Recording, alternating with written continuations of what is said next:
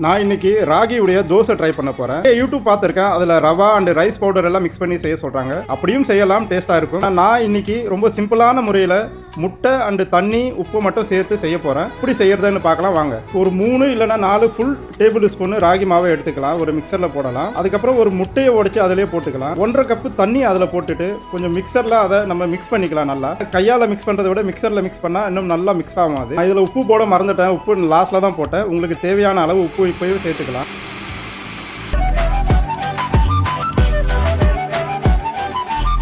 இப்போ இந்த ராகியுடைய மாவு ரெடி ஆகிடுச்சு, நல்லா மிக்ஸ் பண்ணி எடுத்தாச்சு. இப்போ இதில் இன்னும் நமக்கு டேஸ்ட் வேணும் அப்படின்னு நினச்சிங்கன்னா இதில் கேரட்டு, ஒரு வெங்காயம், பச்சை மிளகு பொடி பொடியாக கட் பண்ணி அதில் மிக்ஸ் பண்ணிக்கலாம்.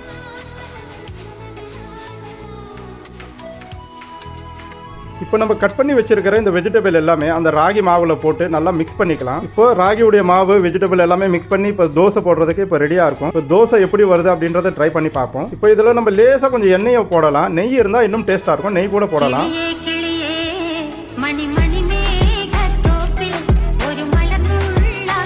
ஸோ ஃபைனலாக ராகியுடைய தோசை ரெடி ஆகிடுச்சு. இப்போ இது டேஸ்ட் எப்படி இருக்குன்னு சாப்பிட்டு பார்க்கலாம். டேஸ்ட் நல்லா தான் இருந்தது, ஆனால் உப்பு மட்டும்தான் கொஞ்சம் கம்மியாக போட்டிருந்தேன். உங்களுக்கு தேவையான உப்பு போட்டுங்க. இந்த மாதிரி கேரட்டு, வெங்காயம், பச்சை மிளகு இதெல்லாம் சேர்த்து செய்யறதால நம்மக்கிட்ட தொட்டுக்கிறதுக்கு குழம்பு ஒன்றும் இல்லை அப்படின்ற நேரத்தில் இதை அப்படியே கூட சாப்பிட்டுடலாம். ஸோ வீடியோ பார்த்ததுக்கு ரொம்ப நன்றி. லைக் பண்ணுங்கள், கமெண்ட் பண்ணுங்கள், ஷேர் பண்ணுங்கள்.